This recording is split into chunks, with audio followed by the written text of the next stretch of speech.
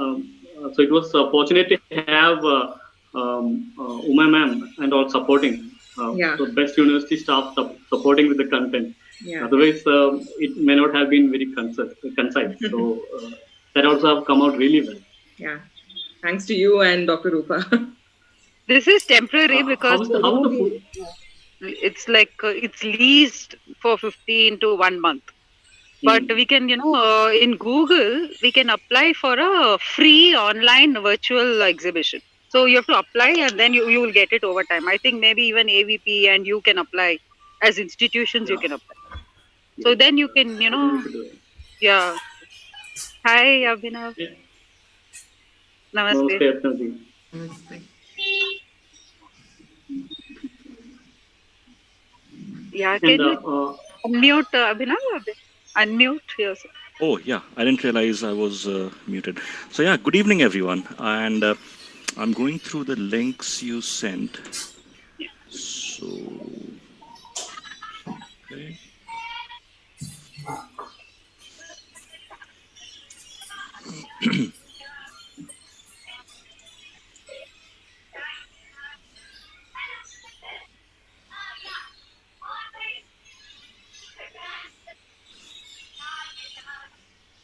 Once the session starts, whoever is not speaking will just mute ourselves so that it doesn't disrupt the Correct. And recording. For what do you call this session, who all are the panelists? For the first half, it's Dr. Nimin Sridhar. Perfect. He's here. And the second half, Shweta ji has already come. So I think, yeah. After this, we'll go on. And for the Swasthya part, we have Dr. Ram Manohar already joined, Dr. Prasad already joined, and Dr. Jai Krishnan is yet to join. He joins at 6:30. They've got their links, right? Yes, in fact, Dr. Jai Krishnan was anticipating it to be in WhatsApp. So then when I told him, and Uma also rang up stating that it is in his email, then he realized that yes, he has received it. Okay, we've just sent to Dr. Jeevan also from Germany. I think as an attendee, he can attend. Okay. He wanted to attend. Okay. We'll start in a minute. Srinivas Garu, just 1 minute.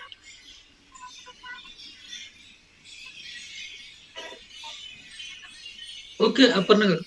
Yeah.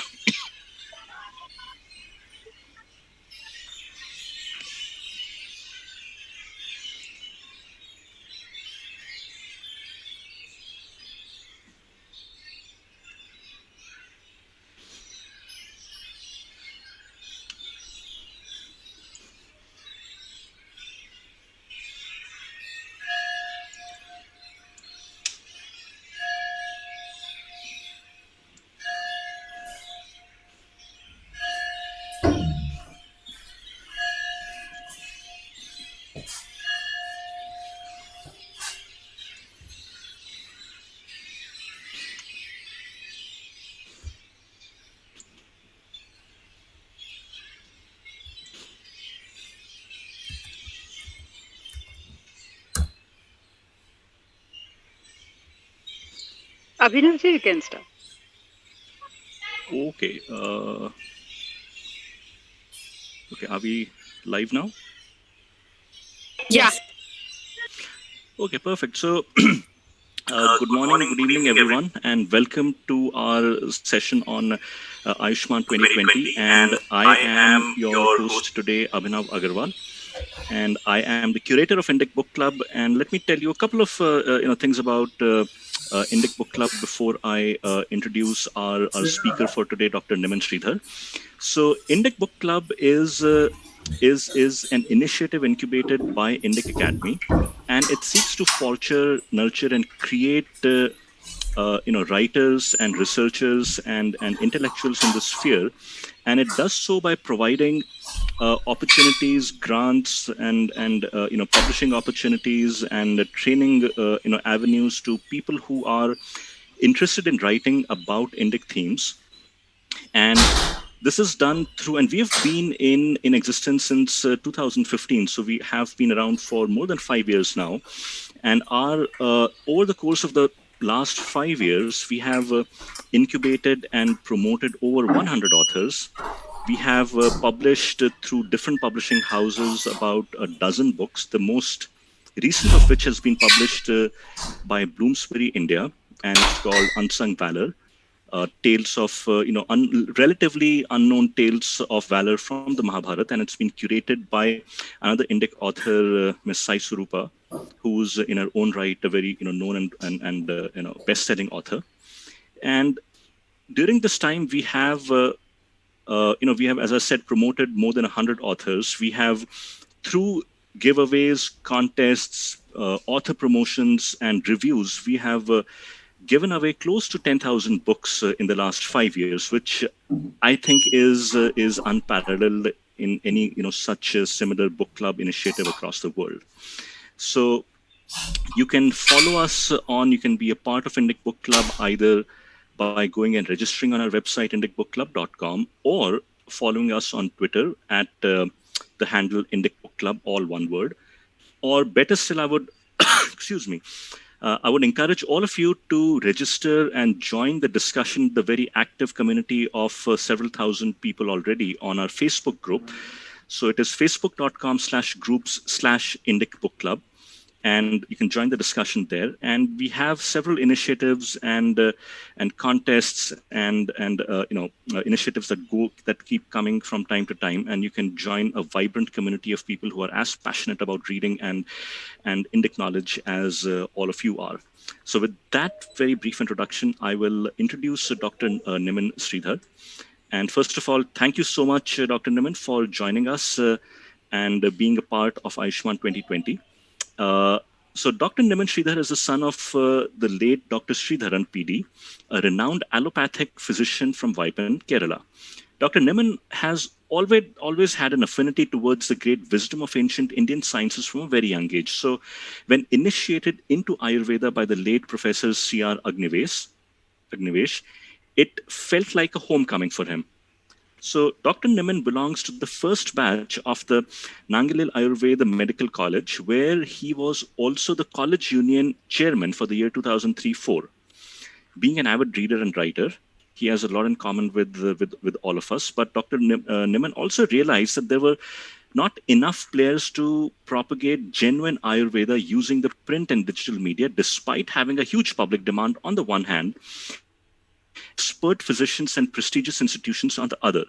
So he decided to shape his career to bridge this gap and thereby help the real stakeholders in keeping up with the rising global awareness and utility of Ayurveda. So Dr. Niman, we are delighted to have you here with us. And I, personally, and I'm sure all of us are really looking forward to hearing you talk and share, your experiences, your knowledge, and, so I'll hand it over to you.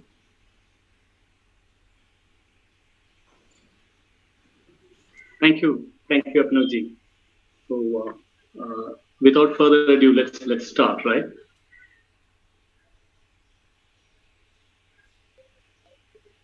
Gurave sarvalokanam vishaje bhavaroginam nidhaye sarva vidyanam Dakshinamurtaye Namah.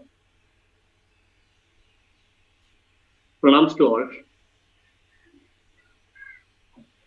Ages ago, there occurred a meeting in a place called Chaitraratha forest in the Himalayan valley. They had a problem in their mind that people around them are suffering from a lot of diseases, and they wanted answers for its solution, and they wanted to learn Ayurveda. So thousands of years after that, when we are actually having this conclave, this series of sessions, I think it is nothing short of that meeting taken part by rishis with a confluence of intelligence with this altruistic intention in mind. But interestingly, the problem remains the same. We are still thinking about this problem. Like people around us are suffering from a lot of diseases, and we are looking for answers in Ayurveda. The task assigned to me is to give an overview of Ayurveda literature. And quite frankly, I feel like that old Amul chocolate advertisement. It goes like this. I think a guy is sitting in his office with tie and everything, and he sings like, "I'm too old for fast cars, but I'm too young to be the boss." And then the boss would step in and say that, "But I think you're just right for ramen chocolate." I don't know if you have seen this ad. I grew up seeing all these ads, so I cannot help bringing it up. The thing is, with such an elite panel, with such a learned community watching this, I feel that I'm too old to talk about Ayurveda literature, which I learned in my college days. But at the same time, I feel that I'm too young to be an authoritative speaker on this subject.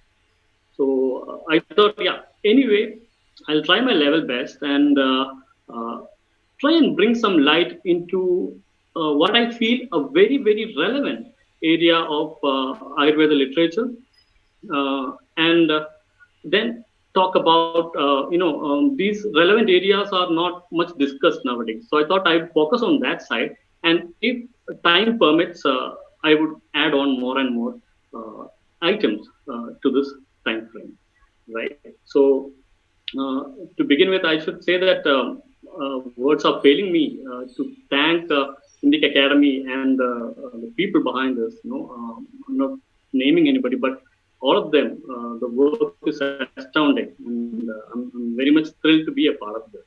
So when we speak about Ayurveda literature, we are actually talking about the history of the evolution of human intelligence itself. So you can see that gradation in Ayurveda literature as well. And yeah, history, if I have to quote Jacob Burckhardt, a Swedish historian, he says that history is nothing but what one generation finds worthy of note in another. So all this Ayurveda literature, the classical Ayurveda literature, is nothing but documented evidences that our forefathers, people before us, found very relevant, very worthy of noting down, so that it stays, it is carried forward to the next generation. And in that way, this Ayurveda literature is purely a historical approach. And when we have to talk about the history of Ayurveda literature, I think we should start with history of writing itself, right? It makes sense, right? So we now know that there were at least 4 different civilizations, coming up with their own script. Sumer, for example, in Mesopotamia, their script, the cuneiform, is believed to be somewhere around 3,000, 3,400 years old, BCE. So that is a key point. And then comes Egyptian scripts. China is believed to have developed their own. There are also, Latin American civilizations that had their own script. But we should also look at the Indus script. It is becoming a lot of, it is gaining a lot of popularity these days, and more scholars are attaching a timeline of somewhere around 5,500 BCE to the Indus script. Now, we actually don't know whether the Indus script, the Harappa Mohenjo-daro script, is a fully formed language. We are not sure whether it's a series of totem symbols. We don't know if it's an iconography. But scholars like Richard Salomon is almost sure that the Brahmi script is heavily indebted from the Indus script. And you also have a lot of linguists like Airavadam Mahadevan and Asko Parpola connecting this Indus script with Dravidian languages, Tamil to be very specific. So when you interpret Indus script with Tamil, it makes a lot of sense. So a lot of scholars are aligning to that side. So when I'm actually trying to form a timestamp over here, a timeline where I could place a series of authors. That is how I would like to take this session about. Like instead of giving you a list of books, I thought I would talk about authors, their nature of writing, and some of the works that have survived in a direct or indirect form. So I think in one of our previous sessions, MP Nateshan sir was stating that Ayurveda is a prokta knowledge. So that means even before we started writing things down, we had a very, very long legacy of transferring this knowledge in a oral tradition, the Vamuri, as it is called in Malayalam. So it is proven by the fact that even though these literatures are created in a geographically wide apart points, the fundamentals remain the same. They have the same pattern of arranging the chapters. The chapter numbers are almost similar in most of the Samhitas, and the content is also very much alike. So, thanks to the oral tradition of the Lautika, modern day Sanskrit, we have this seamless transition of knowledge. And before I enter into the core literature, the books as such, I need to thank, I feel like thanking an Afghan murderer, a killer from Afghanistan called Dad Mahmood. You know why? Because this happens back in 1890, that this guy, this Dad Mahmood, kills a Scottish officer in Kashmir. And at that time, a person called Hamilton Bower was in charge, and he was set in pursuit to catch this Dad Mahmood. And Dad Mahmood ran like anything. It's pretty astounding that he went from Kashmir to all the way to the Sino-Russian border in northeastern China. And interestingly, these guys followed him all the way through. And while Hamilton Bower was camping in that region, a local hawker came into his camp, a person selling antiques and stuff like that. And among his stuffs, he found a curious manuscript. This Bower, he was not a man of language, he was a military guy, but he, by God's grace, he found this manuscript very interesting, and he thought of sending it across to his friends in the Asiatic Society. This is happening in 1890.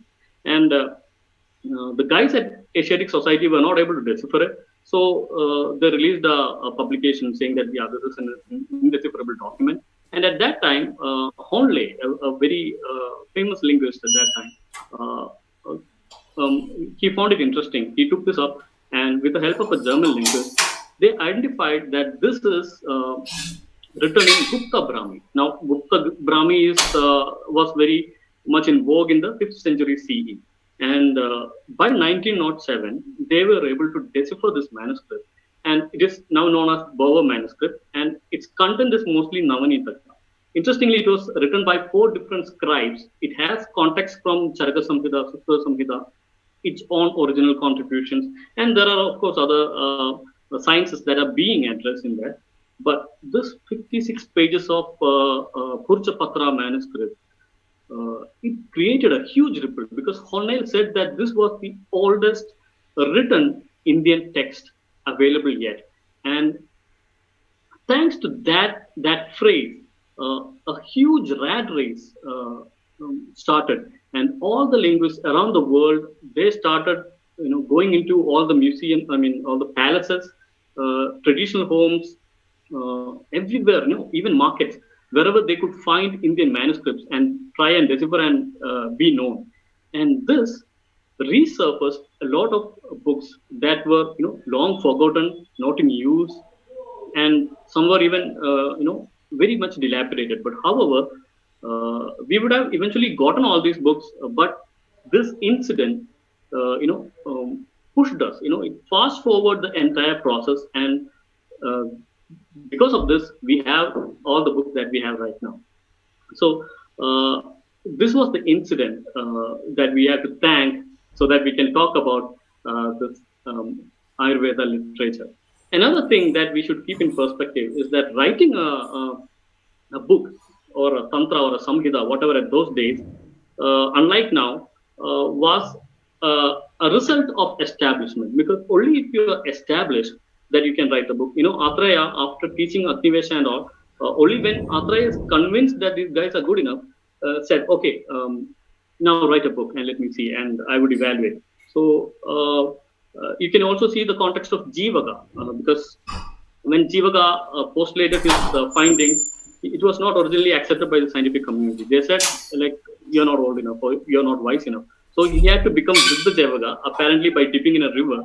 But he had to spend some time, rework, and then become Siddha Jivaka and get accepted in the scientific community. So the process was very, very hard. It was not every man's job to write a book.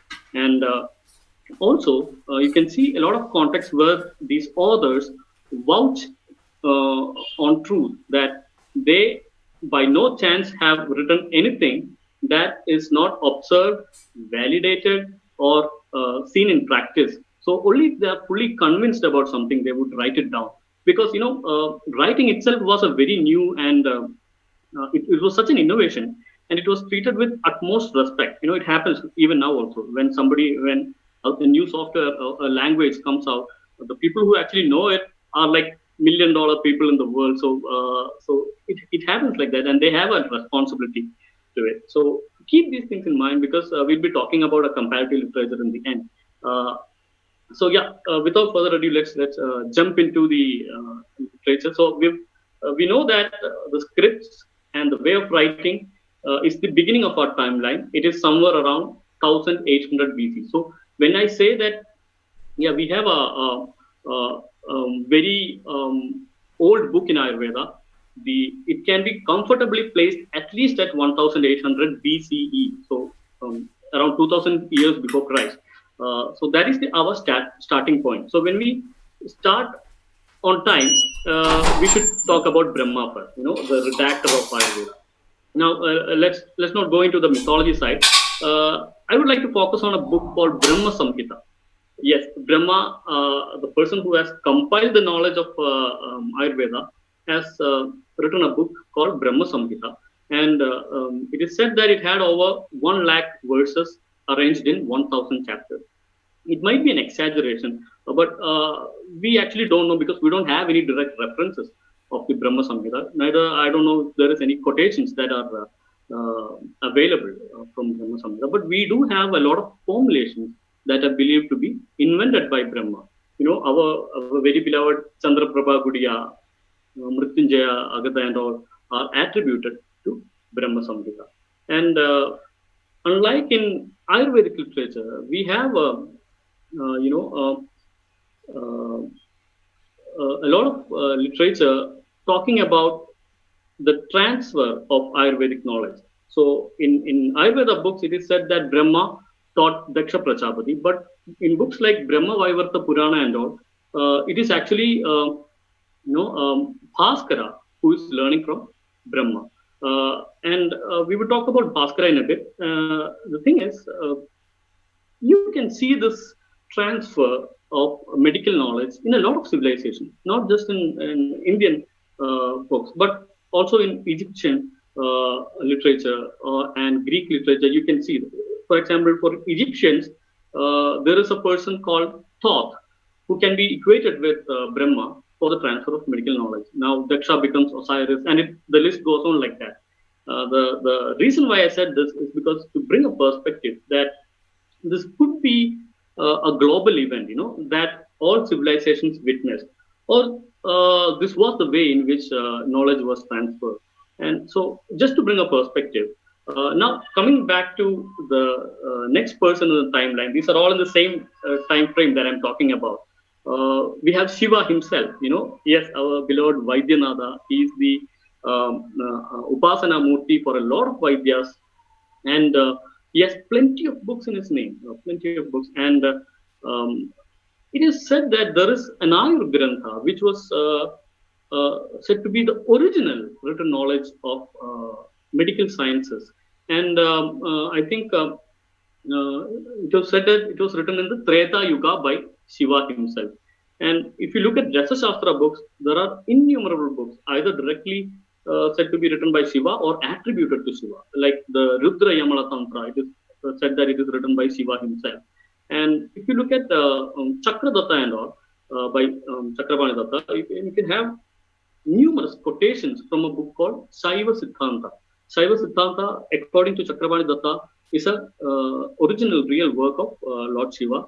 And formulations like Shiva Gudiga and all are from the Shaiva Siddhanta as per Chakrapani Datta. Now, another point to note is that for Ayurveda literature, at least, when we say that Shiva, Brahma, or Kanvantari, we may not be addressing the author directly, because unlike nowadays, attributing a work to the self was secondary, I feel, because a lot of attributions may be out of respect, or these names would be like Gotra names. So we may not be able to identify the exact person who has written in some context. We needn't directly go into the notion that this was the Lord Shiva himself or somebody of his Gotra. I'm not going into those intricate elements, but for the time being and for the want of time, let's stick to this. Right. So after Brahma, yes, there is Bhaskara. Let's keep him aside. Daksha, I'm not aware of any books written by Daksha, but he was a critical element of transfer of knowledge, of Ayurveda knowledge. Bhaskara, on the other hand, is said to have written a book called Bhaskara Samhita. It is mentioned in Brahma Vaivarta Purana and also another book called Jnana Bhaskara, where this is a dialogue between Surya and his charioteer, Aruna, I guess. So they are talking about all the diseases and all, and it's mostly mantra and tantra. Not the diagnosis part is good, but the treatment part is mostly Adrevya Chikitsa. And Bhaskara is the father of Ashwini Kumara. So I think it makes more sense from Brahma Vaivarta Purana that even at that time maybe the nepotism was there. So Bhaskara might have taught Ashwini Kumaras directly. But Ayurveda literature says that Daksha then teaches the Ashwini Kumara. They have their individual names. This Ashwini twins, Nashatya and Dasra, something like that. So Ashwini Kumaras, you find profuse attributions, not just in Ayurvedic literature, but throughout Indian mythology, like the miraculous healing that they were doing, and they could be just very intelligent horsemen or something. But the way it might appear as science fiction, but now we know that most of the surgical procedures that they did was actually doable. Kirada Murthy sir was talking about the replacement of leg of Queen Visfala with iron leg. So yeah, they were good at prosthetics. And then Ashwini Kumaras rejuvenated people like Chavana, Vandana and all. And also regaining eyesight for a lot of sages like Paravaja, and reviving, like bringing back people from the dead was also one of their forte. Then in Charaka Samhita and all, there is mentioning about Ghosha, curing leprosy of Ghosha, and then even reattaching severed heads. Yajna's head was reattached by Ashwini Kumara, and at those times, when I first heard about all these things, I was like, this is never going to happen. And a couple of days back, I read about scientists, succeeding in reattaching heads of rats in Sweden. I'm not sure from where. I don't remember from where, but people are actually doing it now. So plausible, certainly yes. But did Ashwini Kumaras did it or not? Not the topic of our discussion. Anyway, a lot of books are attributed to Ashwini Kumaras, like Chikitsa Sara Sangraha, according to Brahma Vaivarta Purana. Then the Ashwini Samhita itself, quoted in Bhava Prakasha. Then Nadi Nidana.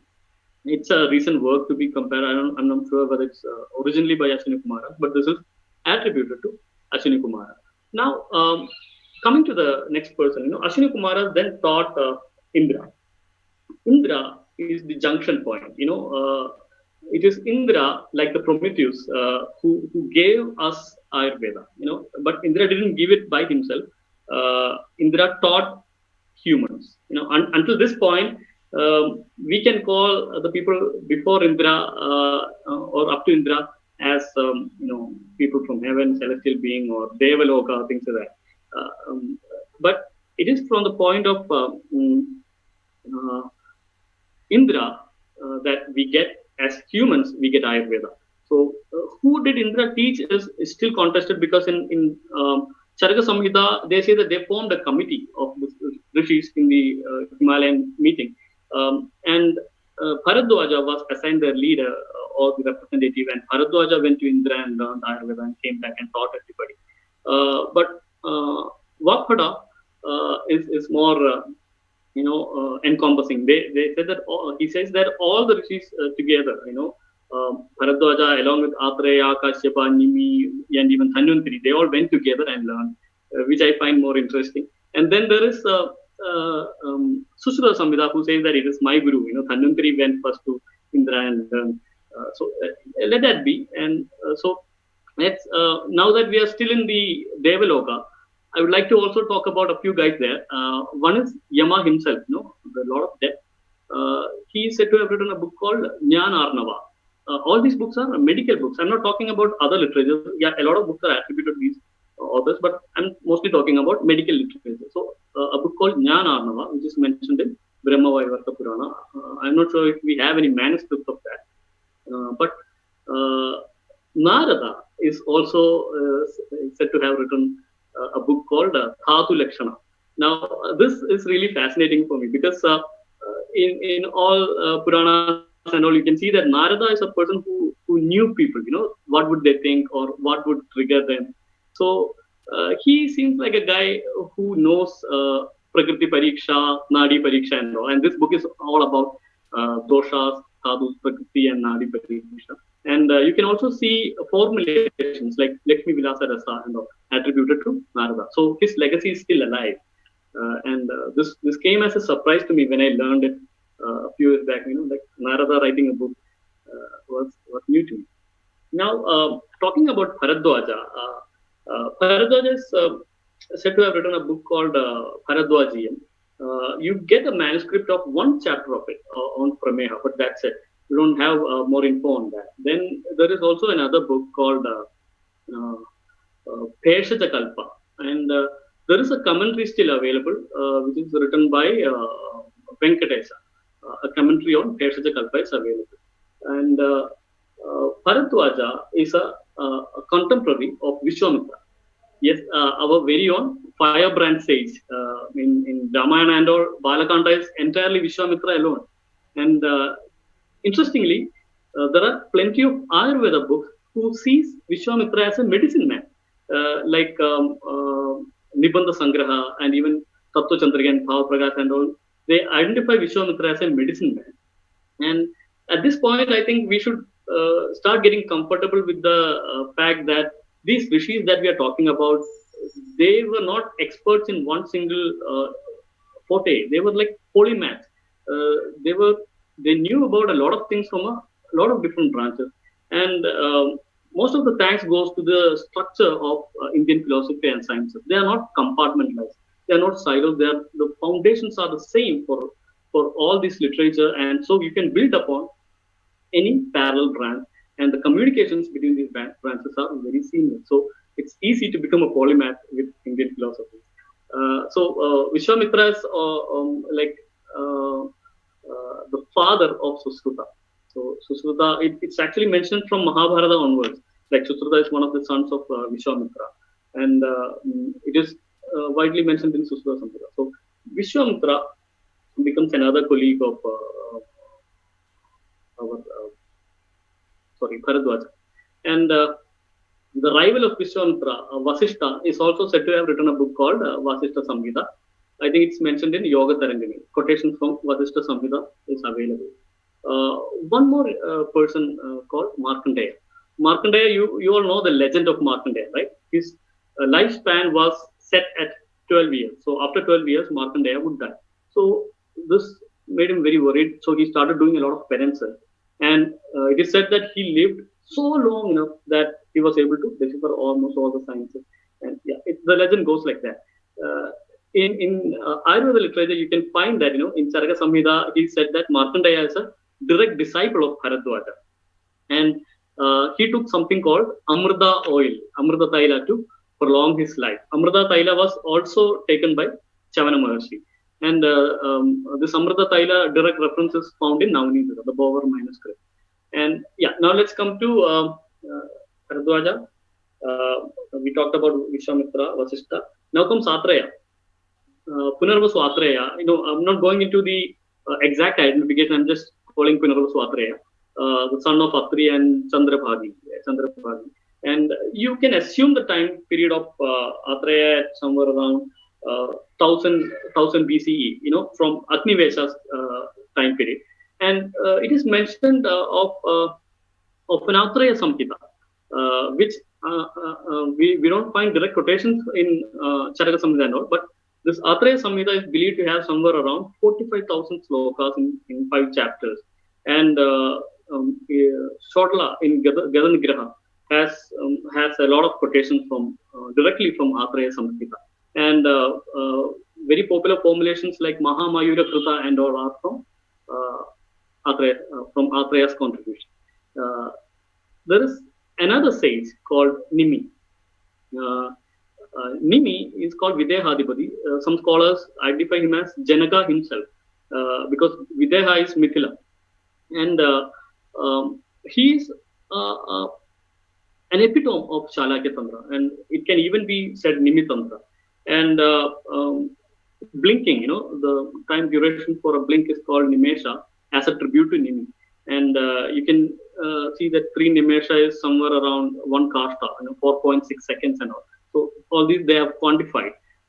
It is said that Nimi has written one of the major books is called Vaidya Sandeha Panchini, and I think Srikanta Datta and all have referred from Vaidya Sandeha Panchini of Nimi.